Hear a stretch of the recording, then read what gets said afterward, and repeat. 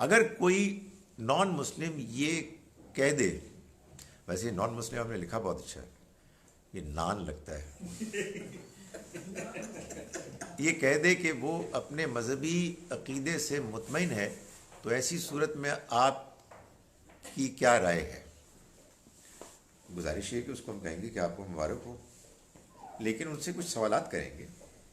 اور ہم دیکھیں ہمارا موقف تو بڑا سادہ ہے.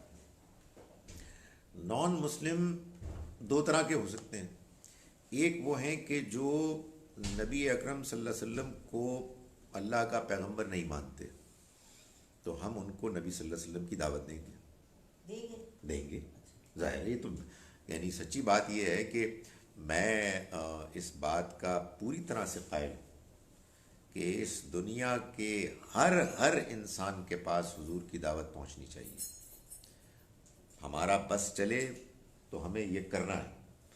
میں کسی غیر مسلم سے جب تعلق قائم کرتا ہوں، چاہے میں کبھی بھی بات نہ کروں، at the back of my mind میرے یہ ہوتا ہے، یہ ہونا چاہیے کہ بھائی میں کسی دن اس کے ساتھ کہانی ڈالوں گا.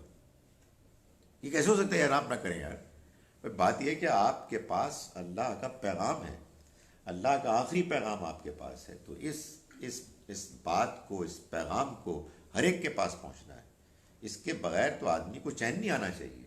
لیکن ہر آدمی کی اپنی لمیٹیشن ہے، آپ جتنا کر سکتے ہیں آپ کو کرنا ہے.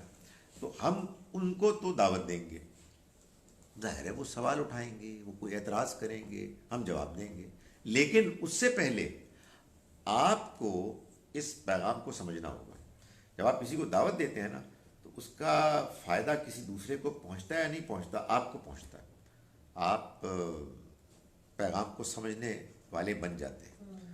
دوسرا امکان یہ ہے کہ کوئی ایسے صاحب ہیں جو نبی صلی اللہ علیہ وسلم کو تو مانتے ہیں لیکن آگے بھی کسی کو مانتے ہیں، تو پھر ہم ان کو یہ سمجھائیں گے کہ یہ آگے والے تو کہیں سے قرآن مجید سے تو نہیں نکلتے، تو یہ بات ٹھیک نہیں ہے.